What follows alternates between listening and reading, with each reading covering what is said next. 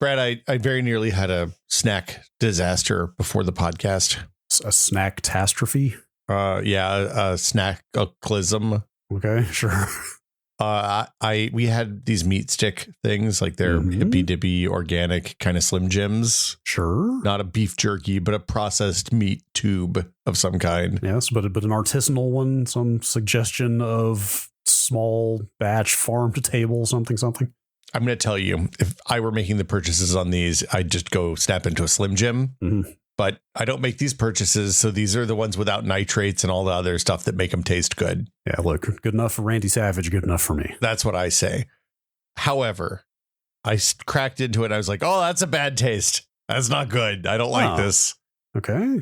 And then as I was like deciding whether I was going to spit it into my hand or walk into the kitchen to spit it, I was looking at the label and I realized that it expired 2 years ago. Wow. Okay, go on. And it didn't have, like, usually you see something that's a packaged good. It says Best Buy or Used By or something. This one was straight up done, expires on. And it was August of 2022. So how directly prior to this recording was this?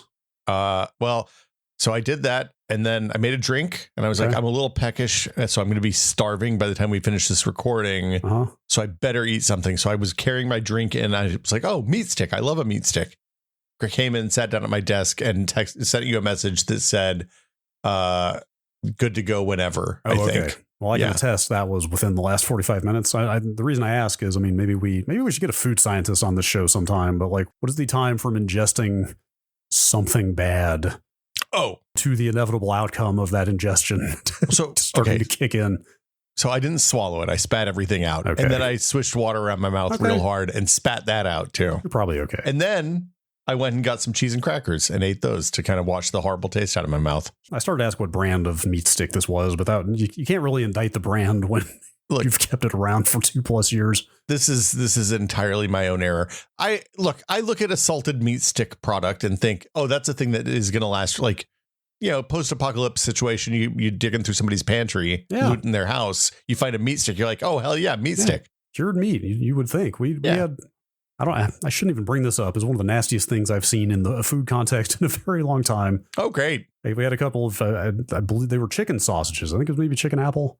Oh yeah, like at Idell's. I love a chicken apple. It may have very well been that brand or very similar. You know the type. Yeah, we make a breakfast scramble and they're delicious. A little asparagus, a little tomato, some Parmesan cheese, and a couple of pieces of chicken sausage. Last 2 sausages sat in the meat drawer for like a month longer than they were supposed to. Nope. That's a hard no. Did you cook it? No, God, no. Oh, okay. Oh, dude, no way. No reasonable human being would have, or even an unreasonable human being would not have gotten past the sight that I saw when I opened the package. It might have been like 6 weeks. They take a while, but when they go fast. It was beyond a film. It was a slime. It was when I pulled the sausages apart, it was like stringy. There was some kind of goo that was like stringy as I separated the sausages. Okay. So can I ask a question? Sure. This is a personal question. I apologize, but I'm going to ask it anyway. Do you keep a tidy fridge, or is your fridge like an engine of chaos? Generally quite a tidy fridge. These had been in the back of the meat drawer and just kind of got forgotten about. And also there's been a lot going on here. See this, because the thing that you described doesn't really faze me, because I grew up in a house with a fridge that was just it was a litany of horrors in there. Sometimes there were delights. It was delights. It was like a Guillermo del Toro movie, right? You're going to see something that is full of whimsy and goodness, and then also you're going to see something that leaves you a little scarred for a while, like the Pan's Labyrinth of refrigerators. Yeah, pretty much. And so I hear your weird goopy sausage thing, and I'm like, it doesn't sound that bad to me. Just a Tuesday in the Smith household. Well, so the conflict comes because my wife grew up in a normal house where you clean the fridge every once in a while. And we were hiding our crimes in the fridge. So she has a different set of, I just wondered whether I'm the weird one or she's the weird one. So far I'm going to go with I'm the weird one. Yeah, nothing personal. That's probably a safe bet.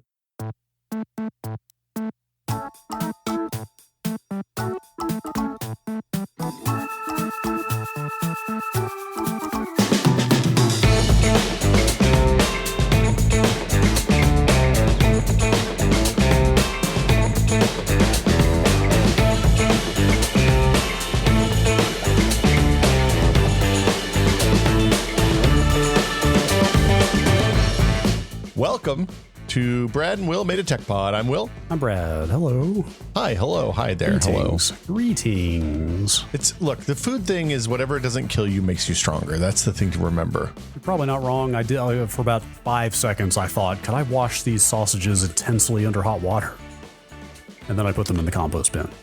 I use the smell technique, right? If it smells weird, that's a no. Yeah. I am cursed with a poor sense of smell. So not a safe. I think the goo test was pretty definitive in that case. So yeah, if it's broken down to goo, that's a bad sign. Yeah. As discussed on recent patron episodes, we've been patronizing Costco quite a bit more. Mm-hmm. Funny, we had a free Costco membership for years and years through a family member that we kind of never used, like once or twice a year. Wait, did you not get one through CBS? No. Well, this was a full, we might have been able to get like a discounted one through CBS, but this was like the premium tier membership that was just like we were the +1.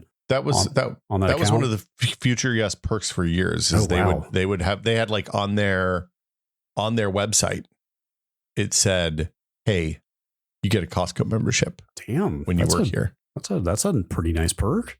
Yeah, it was a good perk. I mean, it's not the most expensive thing ever, but that's pretty generous. Anyway, I think it was probably very cheap if I had to guess. Yes. Anyway, go figure. Now that we're paying for our own Costco membership, we sure are going a lot more. But that leads to buying a lot of stuff in bulk, and then it sometimes gets tough with two people to eat all of the bulk food. My wife and daughter went with her sister the other day to Costco, which is like, going as a group to Costco is a mistake because it's all like an exercise enablement. Mm-hmm. And they came back with dinosaur shaped chicken nuggets, which I had never experienced before we wouldn't have bought novelty shaped food as a child. I don't even know if they had dinosaur shaped chicken nuggets when I was a kid. They're fine.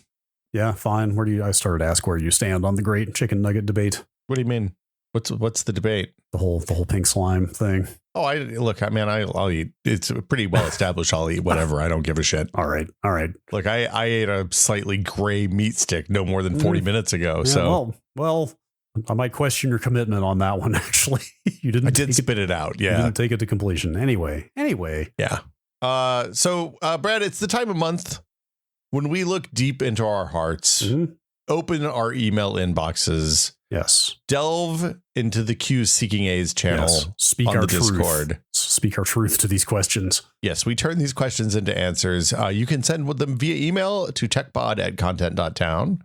That's techpod@content.town. Or alternately, if you so desire, you can drop a message into the Q's Seeking A channels in the Discord if you're a patron. You can do that. Patreon.com/techpod is where you get access to the fabulous TechPod Discord. It's quick and easy. It is. And then they just disappear. You don't have to think about them anymore. That's It's like you fired it off into the ether. Yep. And then who knows what happens next? Mm-hmm. Maybe it gets selected. We had a pretty healthy crop this month. So a bumper crop. I wonder is anybody keeping stats out there on the most selected users in the Q&As? Oh, that's not stats. That's an enemies list probably, right? Who is the most answeredest? It's got to be Cake Batter. Maybe. I mean, just to be clear, we select a very small percentage of Cake Batter questions that are submitted. Cake Batter is a consistent, prolific contributor. Yeah, consistent questioner. Brad, what's our first question? What do you got queued up for us? And we love him for it. All right, let's start with this email from John because it's the first thing on this list. An electronic mail, eh? In your recent podcast about your most frequent apps, both of you talked about your portable app installs. Why do you use portable apps on your desktop? I understand the usefulness of having a USB stick with portable apps for IT diagnostic tools, for people using a computer lab like in a school or a library, but why at home? A couple things for me. I don't know about you. I'll start. This one is not very frequent, but when it comes around, it's super useful. It's for new Windows installs. When you wipe and reinstall inevitably, I mean, not everybody does that these days, but sooner or later you're going to have to reinstall Windows, and it sure is nice to be able to just copy that entire directory of portable apps onto a USB stick, move it over, and just keep using them as if nothing has changed. It turns out it happens a lot less now than it used to. Yeah. Yes. We're talking on the order of years now as opposed to months. I'd say we've covered this before. I'm probably every 2 to 3, maybe 4 years. Have I ever hit 4 years on a Windows install yet? Probably not. I am way less frequent than that. Really? I might have gone 4+ years on that last machine. I usually do it when I build a new computer or if something gets broken real bad, and that's pretty much it. Yeah. There are some other benefits for me that you'll like run into as you use them. For example, the ability to clone and install and have more than one in case you like want to change something precarious, which granted might not happen with a lot of applications, but like OBS, for example, is a good one for me. My OBS it became an enormous mess during the course of the pandemic. Like when we went to work from home and I had to start figuring out how to stream from home. Like my OBS was just rickety as hell. Like it was slow, clunky, it would crash. But I had all this stuff configured in there that I didn't want to lose. So I just copied that directory off, gave it a different name. And then in that case, I did a fresh install of the next version and started over. But the point is I can still to this day, I can still go run that 4-year-old version of OBS and like pull settings out of it that I need to. Well, because it exists on my machine as a totally standalone thing from my daily use one. Yeah, and that's the important thing to me is having the two, being able to run multiple versions of the same thing for stuff that's really critical. I actually don't run OBS as a portable install though, because I find that the portable version of that, at least it used to be kind of janky. I think they've like with regards to plugins and stuff. I think it's gotten better over time. Plugins are still probably the biggest pain with OBS portable in particular. Like the Stream Deck integration, for example, is kind of a real pain. Yeah, you have to manually upgrade it and stuff like that, right? Yes, but that's all kind of a one-time thing. But yes, you will spend half an hour like Googling some forum threads about how to get your plugins working. Hey, let me tell you a secret. If you use the Bar Raider Stream Deck OBS integration, then you can just remote into OBS using the remote sockets thing in OBS. Oh, and then you don't have to have that DLL in your OBS directory. Oh, that sounds useful. Pretty good. Since we're talking about the Stream Deck, I'm on the hunt for new audio plugins. Okay. I use these two plugins from this guy named Fred Emmett, and it's just the guy. Love Fred. Great work. I do. He wrote some great Stream Deck plugins. He no longer maintains them, and they now have gotten very crashy. And when they crash, one of them is for selecting your audio output device. So, like your headphone DAC, your speakers, onboard audio, you know what I mean? You can just make a different button on your Stream Deck for each audio device and they highlight. It's like context aware, so it highlights whichever one is active at the moment. The other one is a mic mute plugin, which also is context aware. It'll visibly show you if the mic is muted or not. When those plugins crash, they take down all of my USB devices for like 15 seconds. Like keyboard, mouse, audio, everything USB on this machine becomes completely unusable for about 15 seconds every time those plugins crash. I'm looking for new audio plugins for the Stream Deck if anybody's got suggestions. Oh, see, I use that audio mute one daily, and it's been rock solid. Yeah, 3.1 by Fred Emmett. Yep, that's the one. Oh, it's so awesome. It's a fantastic plugin. It might be something particular to my configuration. I'm going to go and tell you, I'm using the 3.1 version. You're using the 3.3.0.187 version, probably. Wait, how do you know that? I don't know. I'm looking at the what's installed on mine and the fact that I can never get the sign-in thing to work right. Oh, or never updates. Are you suggesting the more recent version might have broken something? Maybe the more recent version sucks. That's entirely possible. Yeah, because it's rock solid. I use it every day, multiple times. It's great. It's so good. So I don't know that we answered the question there fully, but I mean, those are my big use cases for portable apps. It's just reproducibility and also flexibility for, like I said, for running multiple versions at once and stuff. Yeah, the last thing is I use a lot of applications that don't install natively necessarily. That don't have like an installer. So like the thing that controls my mixer, and I use Balena Etcher a lot. Stuff like control my monitor and use and USB DView rather are all like they're all in that folder too, because it's like it's a convenient place. So I don't have to drag that stuff into the program files tree, which I think is important. Yeah. Anyway. Yes. I'm going to, before we go back to emails, I'm going to skip to a Discord question real quick that is sort of related to this. Kind of unprecedented. Stick to our like app and package block here. Way Too Much asks a question. I'm new to the concept of package managers such as Chocolatey, Winget, and Scoop. Can you please give some brief explanation on how these are used? Why you would use these over the classic way of installing stuff? Any preference for one of those? Any security concerns on using them? So you kind of introduced these to me. I hadn't really used them a whole lot on Windows. it's an interesting concept because it brings like Linux, Unixy kind of package management to Windows, right? Yeah, this concept very much comes from the Unix world. This was from me using a lot of BSD and Linux for a long time and really liking them. The package manager, excuse me, is just a command line driven way to install software, search software, et cetera, et cetera. So, once you're used to the command line tool, it's basically as simple as like scoop install VLC, scoop install Discord. Like you just type that and you've got the thing. You have to know how to search the repository. You have to be comfortable in the command line. Like it's certainly not, if you're not big on spending time in the terminal, might not be your thing. You might find it more tedious or annoying to use. For a while, there were security issues with Winget where people would upload things with common application names that were not the common applications. I don't know that they were necessarily malware, but it was just kind of crap that you didn't necessarily want installed on your computer. Yes. Yeah. Is that still... I kind of have never really used Winget outside of where Windows kind of, I think like PowerShell will use it occasionally. Yeah, you for a while the way you upgraded terminal was using Winget, right? But now you just download a thing from a different place. Yeah, I used Chocolatey and then pretty much switched to Scoop from there. But yeah, like that, to answer their question here about security concerns, you definitely have to trust whoever is running the repository for the software, and like every Linux distro has its own package manager, more or less, although the derivative distros use the existing package managers from the distros they're derived from. Anyway, like it's basically unheard of for malicious software to make its way into one of those Linux package repositories outside of like, catastrophic failures like the XC utils boondoggle. It seems like it's a little more Wild West on Windows from what I've seen. Like you said, Winget was kind of all over the place with confusingly named software for a long time. I think Chocolatey is pretty well maintained. It's quite old and institutionalized. Scoop seems very buttoned up from what I've seen, but yeah, like it does bear a little bit of investigation into who's uploading apps and how bulletproof they are. The really nice thing about using these instead of using just normal installs is that you can automate the setup of a new machine. Yeah. So if you know that you're going to put Chrome and Firefox and Discord and fan control and Notion and 15 other things on, you can just write a batch file or a PowerShell script that will do that for you.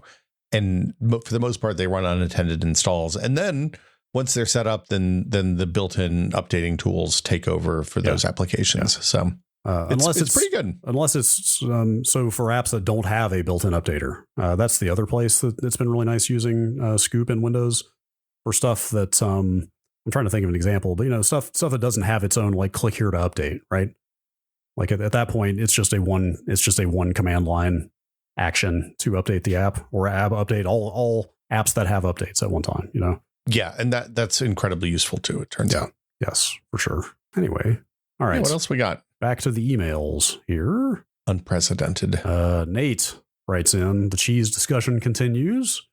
Okay, maybe I'm overstating, but American cheese has a very important function that you may not know about. It functions as a stabilizer in a good cheese sauce. If you're struggling with a cheese sauce breaking, adding some American cheese will help stabilize it, especially as it cools, letting you make a homemade mac and cheese and have it be creamy. What does breaking mean in this context? Breaking is when the fat and the other stuff separates, so you end up with like an oily mess and chunks of protein and milk particles. Yeah, that sounds gross. I personally have never had that happen. I've never broken a sauce before. Mm-hmm. I'm a very good stirrer and I'm good at maintaining a low temperature. Mm-hmm. But it does happen if you let it get too hot. That's a good tip. I'd never actually heard this one before. And I have in contrary to what I just said, sauces break. It happens. Yeah. Like if your gravy breaks, my trick there is to get the immersion blender out and just put it in the blender and let it rip. And that usually fixes it. How much are we talking? Like just a little bit? Because it seems like if you add too much, you're going to change the character and flavor of the sauce. I would assume you're talking about like less than a slice, right? Okay. I don't know. Usually, like there's a bunch of like making cheese sauces is, I think, easier now than it ever was before. In that, like we know a bunch of things about what happens with the chemistry of the cheese sauce and how to avoid having it break. But sometimes you have to step away and your sauce gets jacked. So this is a good tip. I pulled our Anova. Is that how you say it? Anova, yeah. Anova. We were bequeathed a like version 1 Anova precision cooker, like the very first one. Yeah. Like years ago. It's just been sitting in the cabinet ever since. That happens. I pulled it out and turned it on. What'd you use it for? Like a week ago to resuscitate some old honey, some old crystallized honey, which it did quite a good job at. Yeah, it'll get the right temperature without getting too hot, so it makes the honey not any good anymore. Yeah. And now I want to sous vide everything. I'm going to go and tell you the thing. Do you like an egg? Do you like a boiled egg? Yes. Oh, yes. Well, do you like a ramen egg? Yes, that's okay. Sure. I was about to say like boiled eggs are like probably my least favorite egg preparation, but I love a boiled egg. The boiled egg and ramen is sublime. Yeah, with the custardy. Yeah, you should make some of those. You do it like 95 degrees for like 4 minutes and then ice bath it, and it's fantastic. Oh, 4 minutes? That's it? Maybe it's 7 minutes. I can't remember. I saw Kenji Lopez-Olt's article about sous videing eggs and got pretty excited about it. So hard boiling eggs with the sous vide, so you don't overdo them, is super easy and very, very good and highly recommended. Although honestly, I just steam hard boiled eggs. I usually just steam them for 12 minutes and then shock them in an ice bath or run cold water in the bowl until it's cool. Do you like your yolk like as cooked as possible, like chalky dry, or you like a medium? No, I like there to be a little bit of a translucent center. Like I want it to be I want the outside to be the hard boiled, but I don't want it to be dry and chalky. And if it turns green, I'm going to be all the way out. Ugh. Yeah, no, thank you. Yeah.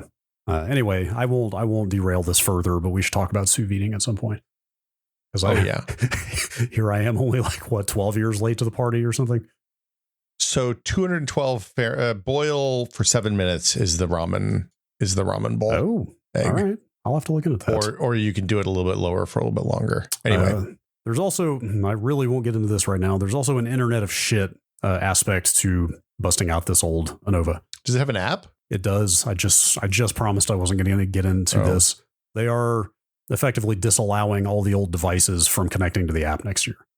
That's shitty. Just straight up cutting off the wireless connectivity to all of their old devices for no good reason other than they don't want to support them anymore. But they sure will give you a 50% off coupon for a new one. I have the Joule, which is the Chef Steps sous vide stick immersion circulator.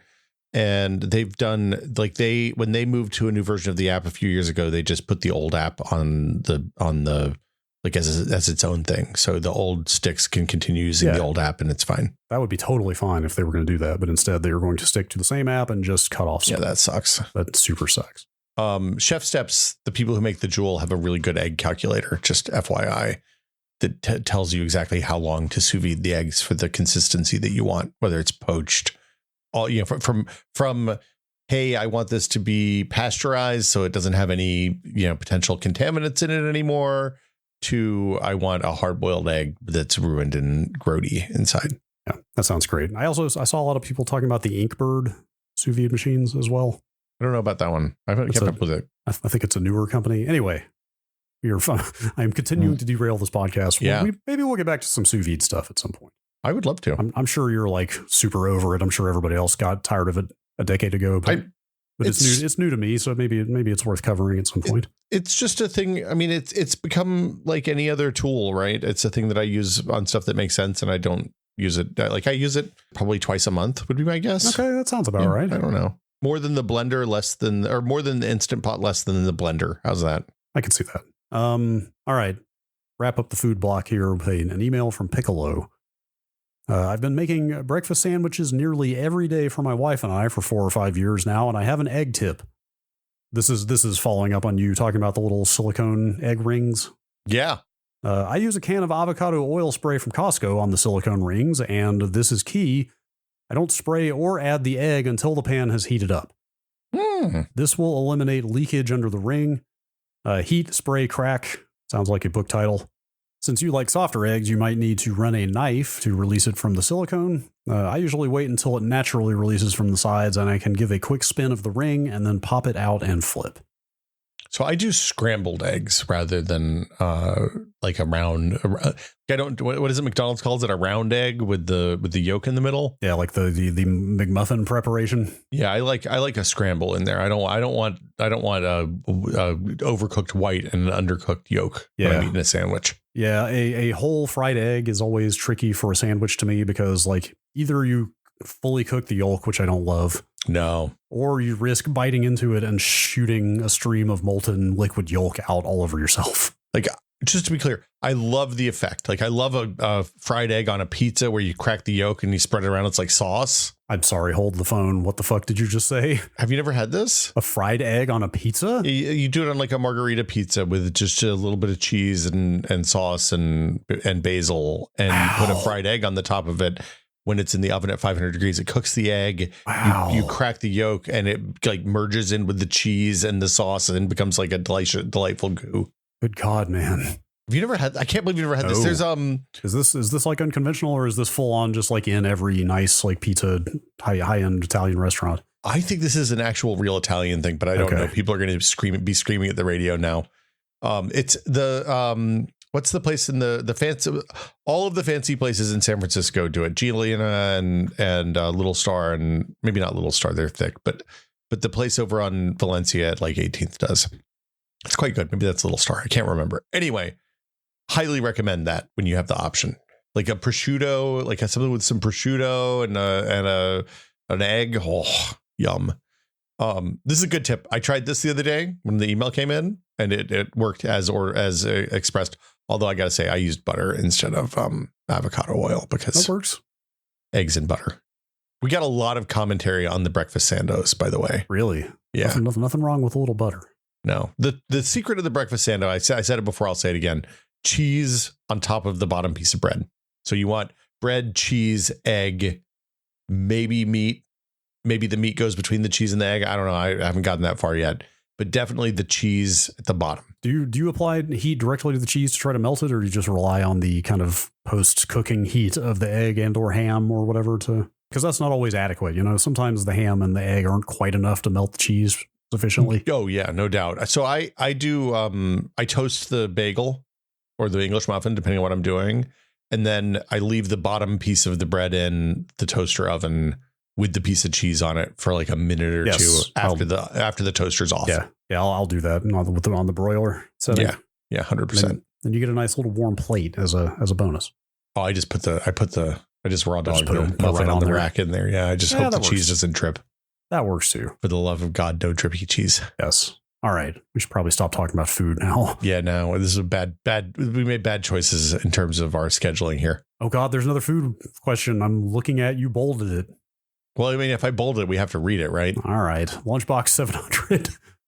Thinking about the magical property that makes food consumed while standing in front of the fridge not count against calorie consumption or any other health concerns, what is your favorite go-to snack while staring into the fridge? Pepperoni is mine, followed by any kind of cheese product.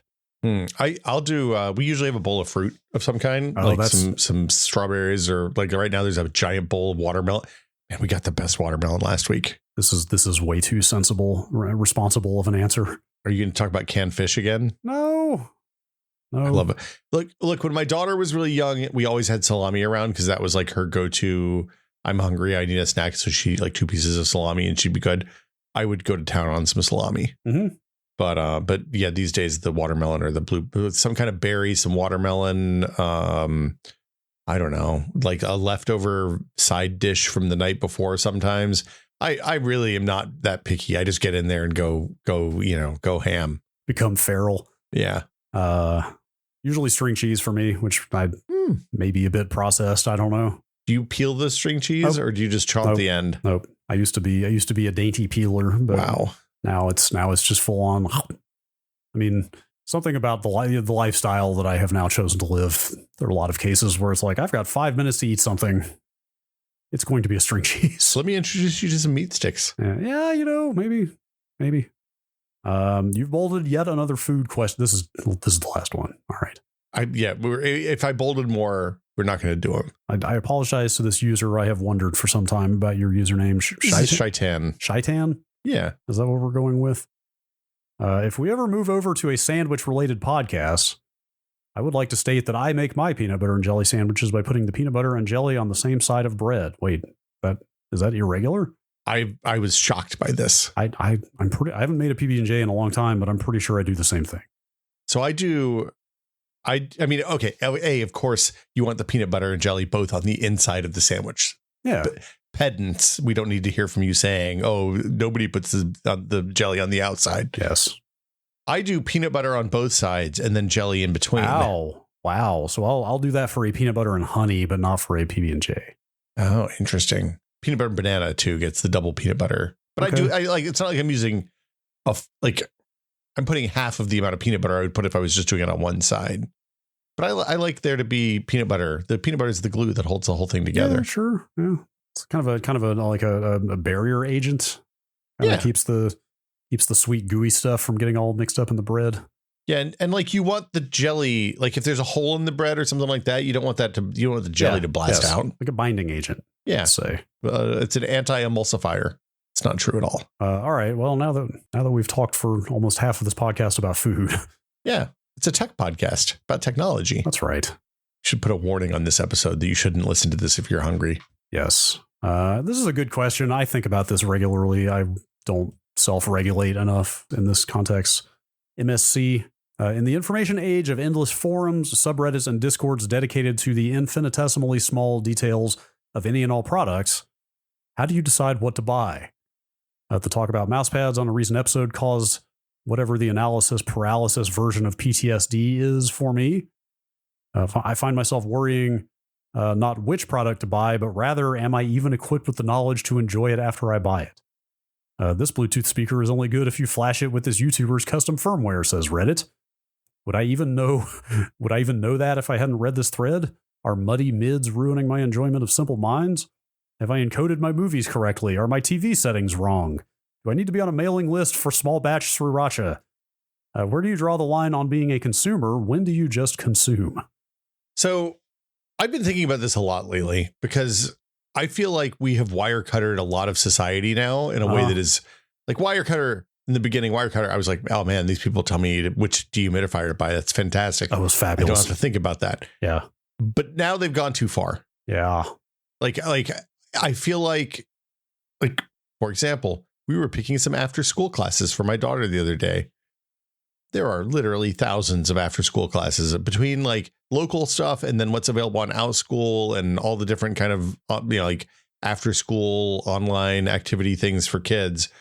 Literally thousands. We could have had choose between 2,000 different options for her to do on Tuesday afternoons when she has 2 hours and wants to do something fun. It's too much. Sometimes you just got to buy the thing that's good. Sometimes good enough is fine. Yep. I honestly, what I really want is wire cutter. That's not, also the other problem with the wire cutter effect is that the good thing is almost always hard to get now because everybody knows about the fucking wire cutter now. Yep. So in the old days, you would be like, oh, Wirecutter said this one's good. And then you'd go to the store and you'd buy it. But now you go to Amazon and it's like some third party seller selling it for 4 prices because they were like, oh, well, the good dehumidifier, the good air filter, it's smoke season. Let's buy them all up and then mark them up because people will just buy the expensive one. So yep. I just want one. I need Wirecutter, but fine. Sure. Just be good enough. This is fine. Like what I'm trying to think what the wording, because the classic wording on the Wirecutter is, the best home router for most people is blank. Like what is the good enough version of that wording? I just want the one that's fine. Like this is fine. This is like, oh yeah, you need it. It's yep, you got to buy some kitchen bowls. These are fine. You're not gonna hate them. They're fine. You're not going to hate them. Yeah. So the answer is for expensive stuff. For stuff that you use all the time, for things like chairs and mattresses and things that you spend a significant portion of your life using, maybe do the research. Yeah. For kitchen bowls, just get the one that's fine. Yes. OXO makes good stuff generally.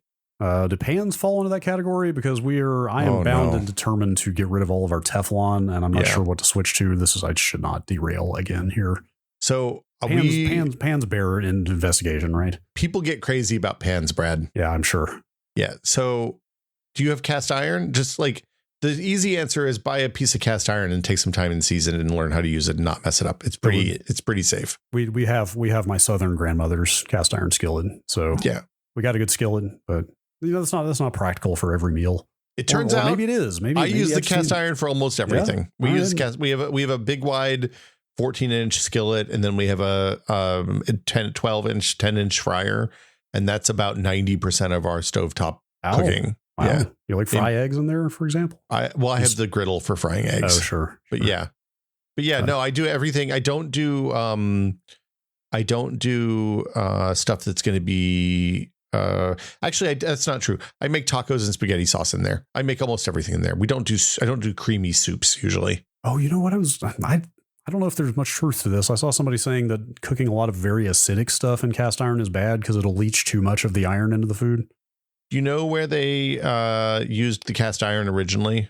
Where did they use when the pioneers were coming across the back of the country on Conestoga wagons? Sure. You think they worried about whether the acid was leaching iron into their food? I don't know. Maybe not. Probably fine. Anyway, maybe. The other option is just buy some ceramic coated stuff and don't worry about it. I read about ceramic. I mean, it's got some downsides though. It's less durable. It's pretty, like, we've had a Le Creuset soup good Dutch oven for 20 years. Really? Yeah. Huh. Don't drop it and it'll be fine. Oh, wow. Okay. Yeah, and you use wood in it. You don't use metal utensils, obviously, or like silicone. Yeah, but like if you're trying to get away from plastic and Teflon, then using silicone, it defeats the purpose, kind of. But like get a bamboo spatula and you'll be fine. Sure. Yeah. I wouldn't worry about that. Like, don't go to Instagram, whatever you do. Yes. The Instagram people are crazy about those Hexaclad pans, and they're way overpriced and not that good, I think. Yeah. What about a bicycle helmet? Because that's my current purchase quest that I'm embroiled in, is picking out a bicycle helmet. Yeah. For whatever reason, Virginia Tech has got these like crazy comprehensive bike, like they do all these crazy impact tests on like every helmet on the market, like annually. Wow. And they have a huge ranking of like 200 bike helmets.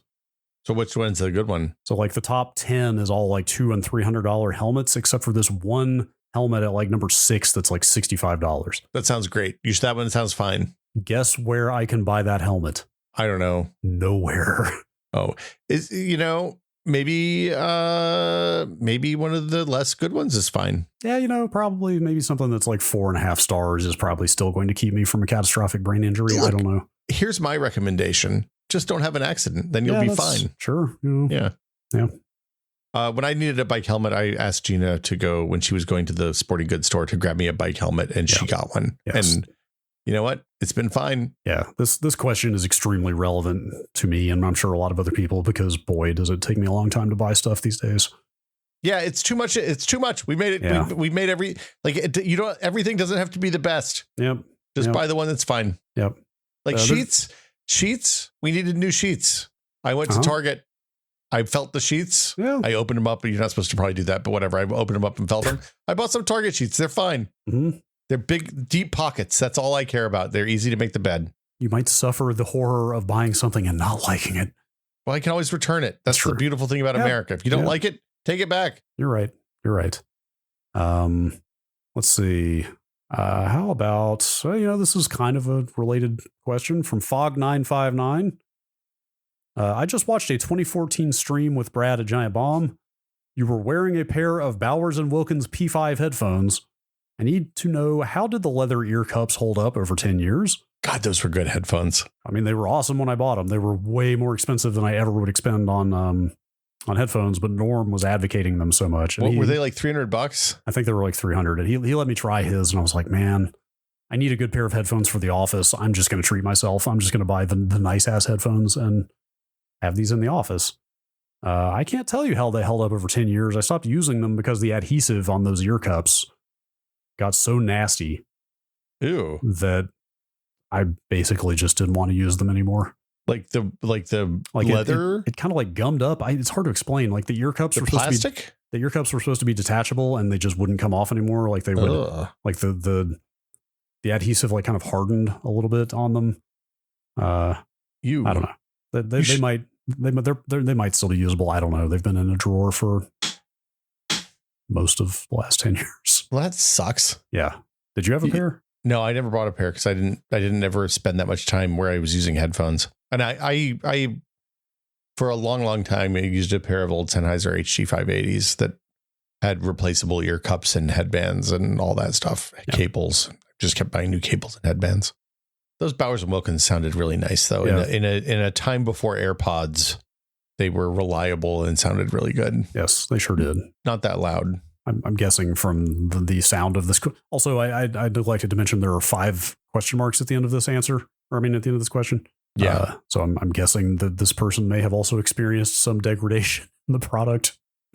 I would be curious. It's been too long now, but when they started getting weird, I would have been curious what they would have said if you called them. Yeah. Because my guess is that's a thing they would probably make right. Probably. I have a lot of other headphones now, though. This is the curse of the modern age. Yeah.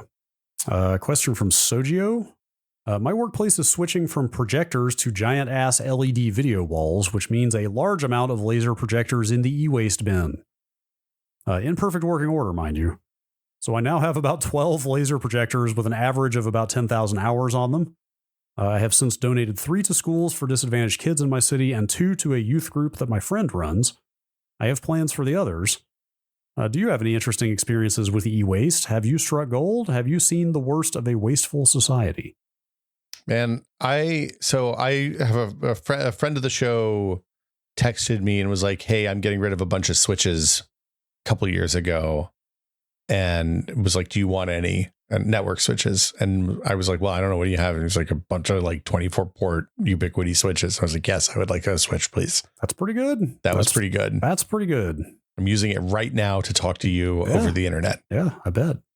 But yeah, like I haven't worked in an IT job at a time when we would have e-wasted stuff. When I worked at the university, we like everything just kept going downhill until it stopped working, basically. Sure. So everything was $1 bajillion then. Well, and also there was always somebody like there were still when I was working IT in the late 90s, there were still people who didn't have a computer on their desk. Right. Like there were people who worked in admin and support roles that were using typewriters or just didn't compute, which is shocking when I think about that now. The horror. Yeah. I too, I've always been jealous of people who work in corporate settings where just like tens of thousands of dollars worth of gear are just getting thrown away. So you can go raid the proverbial dumpster. I always wanted to like go and do the thing where you dumpster dive in the valley behind the big companies. Oh yeah. But everybody locks their dumpsters now. It's no fun. I believe it. Yeah. I believe it. The laser projectors, did they get faded over time? I don't know. I don't know. Yeah. Because there's no bulbs. Like a normal projector, the bulb would get dim, but I have no idea actually what degrades. I mean, the fact that they mentioned 10,000 hours of runtime on them makes me think that there's probably something that degrades over time. Everything, entropy comes for everything, right? Yeah, they dim at a lower rate than the LED projectors, which is usually about 10,000 hours. So. Sure. I mean, what we're talking about here is more the top-down form of e-waste, like in a corporate setting. But are you like me do you have a bad problem with like bottom-up e-waste, which is just your own e-waste that you have no outlet for? I take it to the e-waste thing and throw it out. The Hisense says their laser projectors can last around 20,000 hours. So that's like halfway there. That's not bad. You're probably not going to be using that thing constantly. No, that might last quite some time at home. Yeah, especially if they're the kind that are like the bottom up ones. You could that sounds pretty good. Yeah. Anyway, we have been going through. There's a giant pile of e-waste here we need to get rid of, and I think we're just going to have to rent a car and take it to the place because that's like the only thing you can do, really. So there's a couple of local charities that will take some stuff that's usable still. So like I gave our old combo printer fax machine to them, and they were thrilled. They were thrilled to have that. Yeah, that's the problem. Like Best Buy also will take some e-waste, but again, it's like a very narrow list of stuff they'll actually accept. And this is like surge protectors that nobody should be using anymore, and like Bluetooth headphones with dead batteries. It's stuff nobody wants. Yeah, the Pacifica Recycling Yard will take stuff like that. It's like one day a week you can bring e-waste down. And, we're just gonna have to make a trip out of it and just dump it all because I cannot in good conscience throw it in the trash. Yeah, my problem is I always forget because it's like Tuesday from 8 o'clock in the morning until 12:30, and at 12:31 they shut the e-waste bin, and like you wait until next week. Yeah. So Ethan Rocks has a question here. A few episodes back, Will mentioned he started using remote desktop to log into his stream PC to free up an extra monitor on his main computer. I love this idea and started looking into it myself and was met with a ton of different remote desktop application options. Which one do you use and why? I've been using Chrome Remote Desktop since it released to check in on home computers while I'm away, but is there maybe a better local option? So for local, I happen to have Windows Pro licenses just because my Windows 7 was a pro license was a pro 10 years ago, 10, 12 years ago. So I'm just using the remote desktop that's built into Windows. But depending on what you're going to do, if you're not playing games, then like VNC stuff works, whatever, it's all fine. It really, for the usage that I'm using it for, which is to log in and then have the Stream Deck software start, so I can just hit a button that loads up all the applications I need and starts OBS when the time is right. I don't need anything more complicated than that. Yeah. If you're trying to play games on a remote machine, you need something like Parsec or something that's a little fancier. Yes, I have. I've looked into how you get Parsec just to like start at Windows boot, not at login, because Parsec normally is like a user application that you have to start manually. I think there is a way to make Parsec like a service. So you get what I'm saying, like just like boot the Windows machine. It's just sitting at the login screen. You need Parsec running at that point to be able to remote into the machine with it. Of course, you could also use something like Microsoft Remote Desktop to remote in long enough to start Parsec and then connect to the Parsec session to play your games. Yeah, that's pretty weird. It's also important that you set up Parsec so you can run Parsec as a service. I think you have to pay for it. Oh, maybe that's what it was. Okay, it wasn't like just out of the box that it would work that way. I know that. Yeah, you also, anything you use for this, you need to set up as an approved app. You can also use Sunshine and Moonlight to do this. Yes, I thought about mentioning that. And like, because Sunshine and Moonlight will let you stream the desktop remotely. It works really well. And if you set it up, once you give it user account control permission, then you can even do UAC prompts and stuff through that, which is important, it turns out. There is something newer that some people on the Discord have advocated, which is Guacamole. Oh, I haven't used that. Which is part of it comes from Apache, like the web server. It's like it has something to do with the Apache Foundation. I don't fully understand how it works. I barely know anything about it beyond the name. It's HTML5 based, so you do it in your browser. So you don't need like a client on the remote machine to access it. You can just do it. You're basically just going to an address. Anyway, I certainly can't recommend it, but that might be worth looking at as well if you want to read some documentation. The other thing that's important to note about all of this is you don't want to run the Windows Remote Desktop or VNC or anything like that just on the open internet. Yes, definitely. You have to put that stuff behind a VPN or something. So you should only run these inside your Parsec is a little bit different, but even then, I still wouldn't give Parsec access across the broad internet, like always on as a service that can log into a machine. Agreed. And that's a VPN to your house, to be clear, not from your house to an external provider. Yeah, the reason you don't do that is because like VNC, for example, sends passwords and stuff in the clear. It's not encrypted. Yeah. So that means all of the traffic in and out is including the password to log into the machine, the password to log into the VNC, are sent unencrypted across the broad internet, which is a recipe for disaster. The remote desktop is better these days, but traditionally it's been one of the holiest of Microsoft services. And yeah, just don't use that stuff across the internet. Yeah. Got a twofer of tactical tug questions here that both kind of pertain to what we were just talking about. Start with the Windows one here. Outside of BitLocker and virtual machines, is there any reason for someone to run Windows 11 Pro at home over the home version? I need a new Windows license anyway, and the price is not too far off of each other. So I'm thinking Pro just because, why not? I find, so like I said, I've had Pro licenses for years just because I bought Windows 7 Pro 15 years ago to get, or Ultimate Edition or whatever, to get Media Center, I think, and the ability to connect to domains, which was important at our old office. Since I'm still using those same Windows licenses still, I still have Pro. Yep. It turns out it's useful occasionally. Sure. Yeah. Like the remote desktop stuff is useful.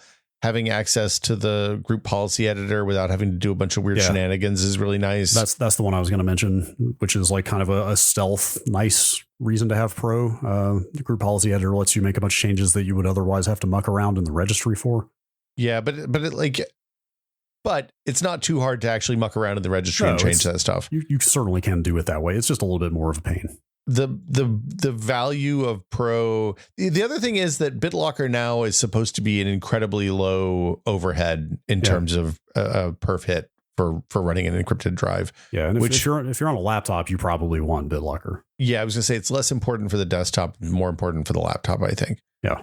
But yeah, so I don't know if it's a nominal increase in price, it's probably worth it for remote desktop and being able to connect to your PC remotely. I think the MSRP difference is like $60 or $70, but I think Windows keys are kind of all over the place these days, right? So they might have found it for substantially less than that. Yeah, that makes sense. They mentioned virtual machines already, so I'm guessing they already know the situation there. Hyper-V. The hypervisor is part of Pro and not Home, but there are other solutions like VirtualBox, right, that will let you do VMs. Yeah, you can run VMs in VirtualBox and whatever. There's 15 other ways to do that these days. Yeah. Have you ever messed with Windows Sandbox? Is that the hypervisor thing? The thing that lets you put applications in their own VM? Basically, it's like jails. Yeah, you kind of like can basically spawn a clean version of Windows within Windows to do whatever in and throw it away, like just like a temporary Windows. You've never done that? I haven't either. I guess I could see a use case maybe, but that's probably a pretty niche feature. Yeah, I think it's so I have stock Windows installs in VMs that I use for like PC World articles and stuff like that. But other than that, not really. I like, just to be clear, the hypervisor stuff is the least interesting part of that of what you get with Pro. I think the BitLocker and the remote desktop stuff is probably more relevant. The other tactical tug question, VPN ads appear to be popping up all over the place these days, but is it actually worth it? Besides getting access to content and sites that might be restricted in your country, what is the point of using a VPN service, and are they as secure as they claim to be? Privacy would be the biggest one. You're kind of, yeah. Like when you're going through a VPN, which is basically an encrypted tunnel to some endpoint, your ISP can't see what you're doing, what traffic you are passing through that tunnel, through the VPN provider. Yeah, but then your VPN provider can see all that. So you're just passing it down the line. Literally, the VPN provider now becomes what your ISP was before, in that they can see everything you're doing. And you degrade your performance as well. Maybe that might be contingent on different factors, but it's possible that it could be slower for sure. People use VPNs for gaming stuff to try to get fewer jumps between them and game servers. Yeah. I find that incredibly questionable as a product, just because I think the likelihood of your VPN path and then the jump to the final server being faster than just letting the internet do its routing thing is probably pretty low. Yeah. The other one that is actually that people do use a lot is for content stuff. So, for example, if you have Hulu or something and you want to watch East Coast feeds of TV shows, you can get a VPN that gives you an East Coast IP address and do that. Or if you want to watch BBC stuff without paying for BBC, you can use a VPN to do that. And then there's a whole world of piracy protection type stuff that people use VPNs for. Yeah. To answer are they as secure as they claim to be question, on a technical level, yes. Like the encryption, like the tunneling, all that stuff is very well developed, like very mature, if you're using robust encryption, there's robust as the encryption and as the endpoints are. Yeah, like modern stuff like WireGuard is like basically bulletproof is my understanding, but again, you are just placing your trust in a different entity than you were previously, but you're still trusting somebody on the other end of your connection to, for example, like, and I don't know what you're doing where this might be relevant, but like, do they keep logs? Do they turn over logs to the government or law enforcement if asked? Yeah. For example, those are things to think about if you're really concerned about that kind of thing. So let me ask you a question. What if the other endpoint was you, Brad? What if? Yeah, so I have a VPN set up in my house that I can connect to when I'm away. Yeah, same. That turns out to be incredibly useful. Oh, yeah. Because it lets me access things on my server and on my desktop PCs and the other machines in the house without having to like poke a bunch of holes in the firewall. And I like highly recommend that. If you have a Pi-hole set up or if you have Home Assistant, it's really easy to add WireGuard install on top of that that will basically give you an internal IP address. Yeah. Tailscale, I think we've talked about before. Tailscale is a service built on top of WireGuard that makes it even easier to deploy that as well. Yep. It's the thing you were saying about if you were going to, for example, remote desktop into your LAN, you should do it through a VPN to your house. We've talked about all this before, but I guess maybe a refresher is good. Like another great use case for VPN to your house is like unsecured airport Wi-Fi or hotel Wi-Fi, for example, or coffee shop. Yeah. Like, pretty much any time in public, I get on some public airport Wi-Fi or whatever, I immediately pop the VPN to my home, and then nobody on that network in the airport can try to snoop my traffic, or, you know, it's a nice, very nice extra layer of security there. The way I've got things set up, I also get the Pi-hole ad blocking benefits when I VPN through my house, but that's a bit more esoteric. Well, and then the other stuff is if you have like cameras set up in your house, then you can flip the cameras on so that so you can access the cameras through the VPN, so you don't have to put them out on the broader internet. Yes, you can. Yeah, getting to everything on your LAN is cool. I've got my WireGuard set up so I can do a split tunnel now, where only traffic to my house goes through the VPN and everything else does not. Wow, I don't incur any kind of like latency or throughput penalties for like regular internet traffic, but I can still access all my LAN resources whenever. Does it still send DNS queries through the Pi-hole? It's been a long time since I set it up. I think you have to manually specify. Yes, it does. Yes. So yes, actually. So I specified the Pi-holes in my house as DNS. So I still get the ad blocking even for traffic that's going straight to the internet and not through the VPN. The thing I just realized that I need to look at is if I can set a shortcut that automatically connects me to the VPN when I leave the house and disconnects when I get home. So WireGuard does a lot of great. It's got built-in like auto connect stuff. Like have you seen the logic you can set up for that stuff? You no, can I haven't looked at it at all. So you can include or exclude like SSIDs or like wired versus wireless connections. You can say automatically connect to this WireGuard connection if I'm on this one SSID or unless I'm on this one. You know what I mean? That type of thing. That gets a little trickier when you have multiple WireGuard connections like me, where I've got the full tunnel and the split tunnel. Like gotcha. It doesn't seem to know how to manage both of those side by side. But if you're just doing one connection, you can basically say like, hey, anytime I'm on wired or any SSID, not my home one, just connect automatically. Very smart. WireGuard's very good. It's great. It's really great. Fortune asks, would you consider doing a Patreon episode where people send in pictures of their setups and you critique them? Obviously, anyone with a PC on their desk instead of on the floor would be automatically disqualified. We are equal opportunity. You might be criticizers here. I don't know. No, I mean, no, I would totally be down for this. My only hang up is that it's like it's incorporating a visual medium into an audio show. So I don't know how that would go over for people. I mean, we could certainly post the gallery of images to go along with it.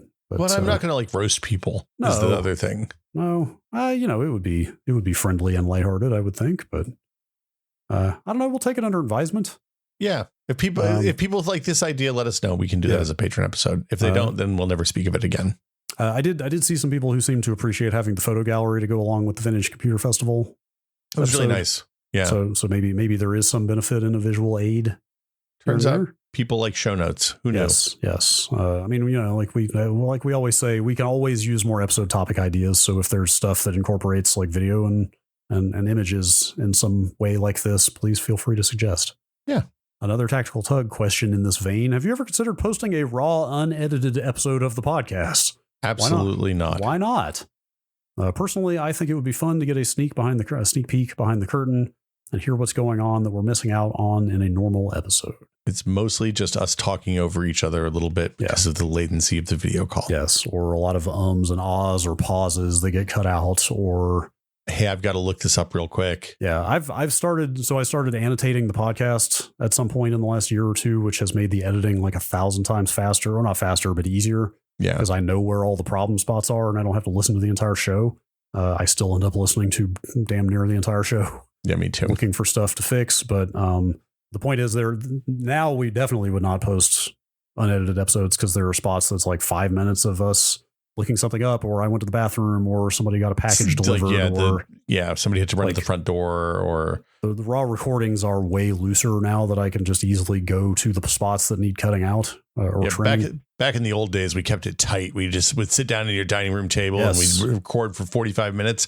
And when that timer hit, we would just stop. That was it. That was the end of the show. Yeah, no joke. I had a lot of stress previous to this development in my workflow where it was like, okay, let's try to keep this one as clean as we can so it doesn't take forever to edit. I've recently gotten into, I really shouldn't spend so much time on this, like doing like what I think of as conversational surgery here and there, where I literally will just like shift phrases and words around to try to make them sound less talkover-y and more natural. Like it's not as pervasive as you or as deep as you think. Like I'm not like building entire conversations out of component phrases or anything like that, but occasionally you can like move a laugh around or make things overlap in a way that sounds a little more natural. Yes, Smithers, you really turn me on. It's always tempting. Like, it's funny because when we started doing the Tested podcast in the Whiskey Basement in Sausalito, we had a podcast producer at Future. We had somebody who we paid a couple $100 an episode to just take 5 audio files and hack them together into a podcast. And I never had done the GarageBand or whatever tool I think we used GarageBand then still. And the first couple I did them, and then I sent them over to Ryan, who was like in charge of us for podcasts, right? And he was like, "You need to let the room breathe, man." Yeah. I was like, "What does that mean?" He's just let the room breathe. And he said that because I had gone through and edited all of the ums and the ahs, and it sounded like people. You can go back and listen to those episodes; they're still on archive.org or wherever old podcasts go to die. But it sounds like we're talking so fast because there's no conversational pace in it. Yeah, and it's a real fine art to doing the fixing the glitches of video call recorded podcasts without making the podcast sound like we're robots talking to each other. Mm-hmm. You do a nice job. Thank you. What I'm saying. Thank you. I think I'm probably due for the pendulum to swing back a little bit more toward just natural, like keep our normal flow. People never complain when I do less editing rather than more. I almost never hear complaints about it. So, well, and theoretically, at least, the entire 80% of what I'm thinking the entire time we record a podcast is don't say don't say don't say . So here's the crazy thing, and please don't be offended by this. Like, this is going to sound like some editor's privilege or something, but I cut out a ton of my pauses and ums and very few of yours because I think yours sound fine. Well, you're used to, like, it's just the thing that you're used to hearing. Because when I do it, I do the exact opposite. When I look at your stuff and you say and I was like, oh, well, he sounds like a normal person when he says and that's not going to bother anybody. So I'm just going to leave that in because it's how normal people talk. And then I'm going to take a scalpel to my stuff because I think that I sound awful. Well, and it's funny because like we've fooled with that Descript thing, which is a podcast editing tool that uses machine learning to voice recognize, and then you can kind of edit with text. You can text edit the audio podcast, and it generates a file, and it removes all the ums and the ahs and stuff. And it sounded weird. Yeah, like you can't can't do it for all of them. It's just anyway. Yeah, you got to have some of that stuff in there. Some of that filler. Light touch. Yeah. All right. Do a couple more quick ones here before we get out. Yeah, it's getting stuffy in my office now. Yes. Question from Oscar. You know how connectors are either male or female?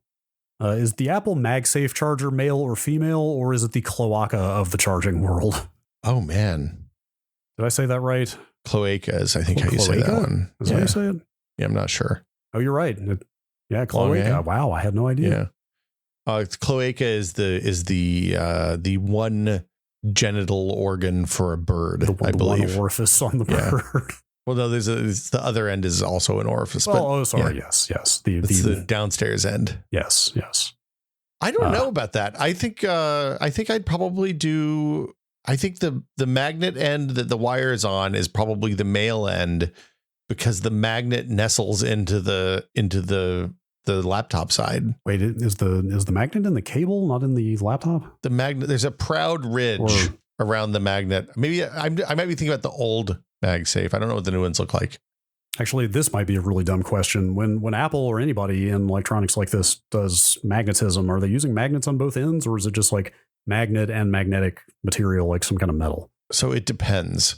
Okay, so there's multiple MagSafes. Jesus, there's multiple MagSafes now that the Google reminds me when I search this. There's the one that goes into the MacBook, but then there's also the one that goes onto the back of the phone, and they use those smart magnets with that, so it has orientation, and it can kind of rotate. But I don't know. I think for the laptop one, I think the cable end is the male because it does have that ring around the edge. Yeah, sure. I'll buy that. Yeah. I don't think the phone one is male or female. I think it's a cloaca. I think that's probably right. Yeah. And I'm not sure that one uses smart magnets either, because when I think about it, it rotates. I have my phone on one right now and it's spinning like crazy. So yep. I think it was the smart magnets they would lock in place. All right. Last question. Inevitably, it's a food question. Oh, great. So hungry. It's from Slime Elemental. Okay. There's definite tech angle to this one. Would you eat a slime elemental? Would you eat like a dungeon siege, dungeon warrior?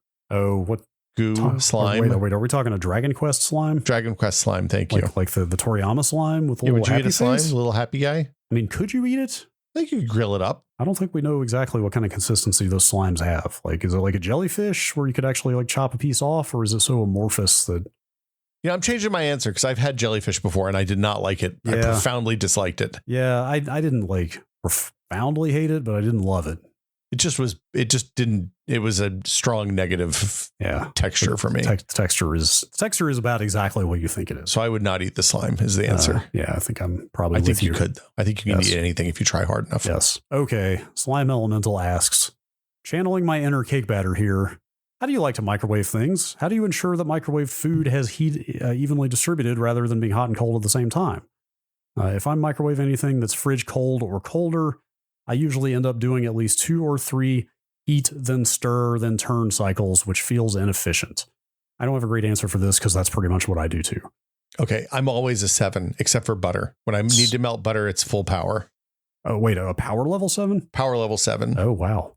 So I do power level 7, and then I let it, if it needs more time to just, because, the way the microwave works, the microwaves hit the outside and it excites the water in the edges, right? Yeah. And then that heat has to migrate in, which is why the idea is you turn it off and on, right? Yeah.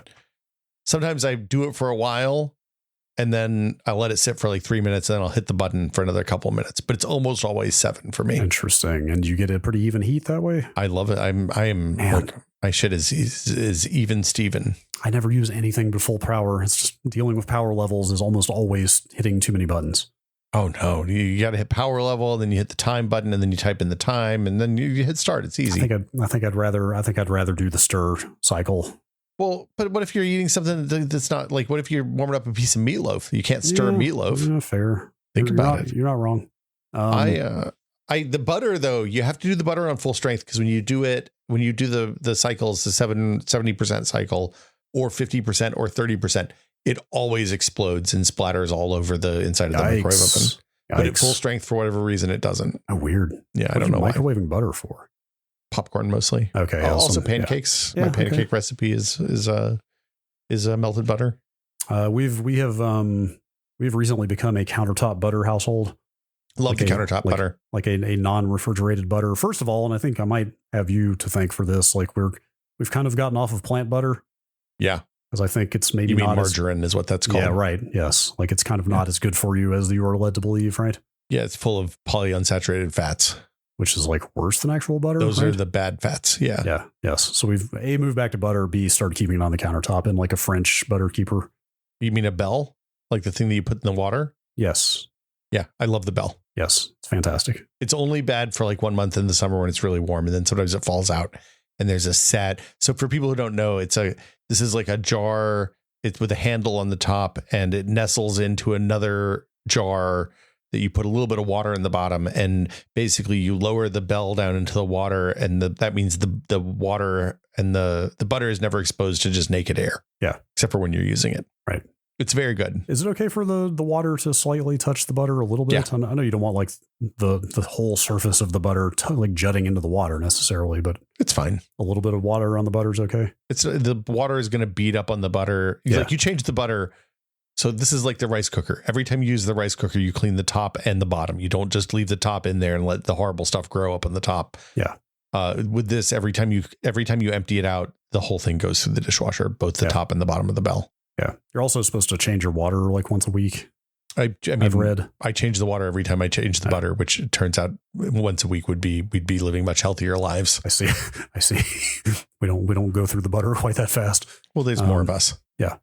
French, if you haven't seen what we're describing, like French butter keeper, French butter crock, something like that. It's called a butter bell. Is the American name. Yeah. Or I think that's a specific brand. It looks like. Oh, really? Yeah. Butterbell is a specific brand of thing that we're talking about here. Anyway. Yeah, there you go. Well, hold on. Does yours have stuff on it? Do you have like one with bees or something, or do you just get a colored one? It's a little. This one was also handed down to us. It turns out. It's just like ceramic, like plain white ceramic with a little blue stripe. Okay. If I'm reheating something like pasta, like something where moisture kind of cooks off of it, like after you cook pasta, it continues sort of losing moisture as it cools. Mm-hmm. I'll add some extra water back in there, both to rehydrate it and also having extra water in there. I assume the way that microwaves react with water helps it heat a little bit faster. Sometimes, yeah. It's like when you're reheating rice in the rice cooker, which people don't yell at me. I didn't know how. I never it's hard reheating rice in the microwave oven, not the rice cooker. Okay. People have feelings about reheating old rice. It feels like you should put water in there, but I find that it's just because the starch, when it's in the fridge, gets kind of thick and gloopy. Yeah. And usually when you warm it up, it doesn't need it. Turns out. Yes.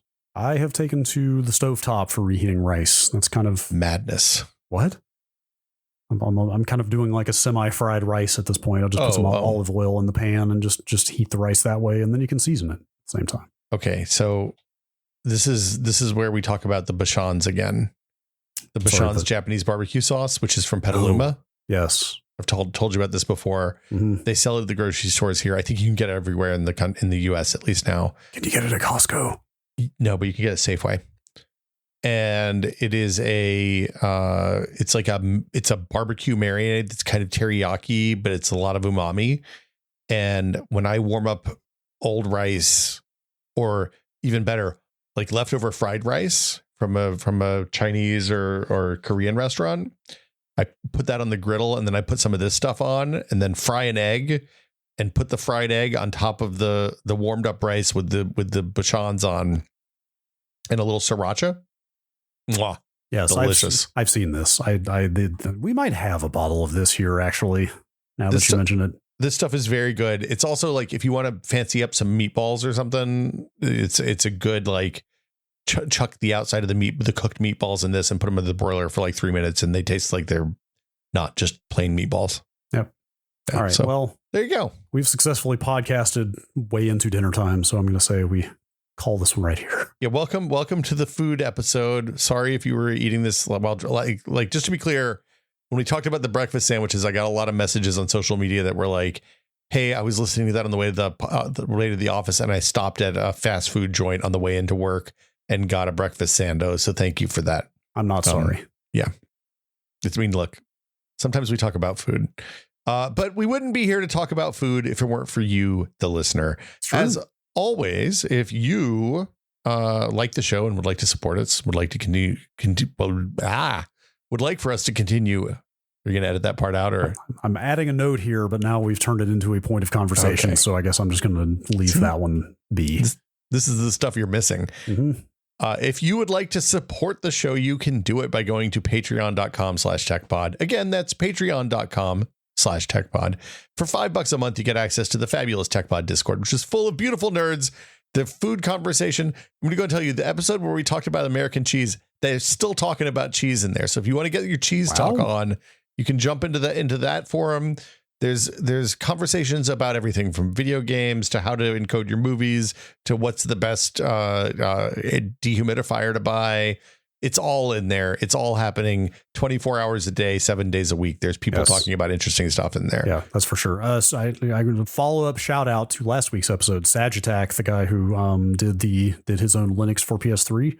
Oh, yeah. Went and turned his whole process into a big blog post that he went and posted in the Linux channel. Oh, that's amazing. So you can go look that up. He's got like a step-by-step guide about getting Linux onto a PS3 now.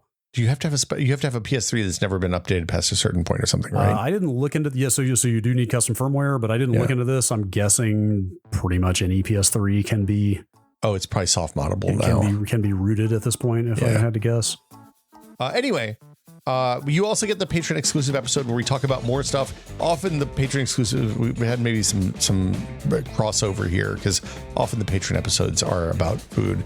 And yeah, you get to support the show, which we really appreciate. Yes, we do. And we appreciate all of our patrons, but we want to give an extra special shout out to our executive producer tier patrons, including Andrew Slosky, Paddle Creek Games, makers of Fractured Veil, Jordan Lippett, Bunny Fiend, Twinkle Twinkie, David Allen, James Kamek, and Pantheon, makers of the HS3 high-speed 3D printer. Thank you all so much.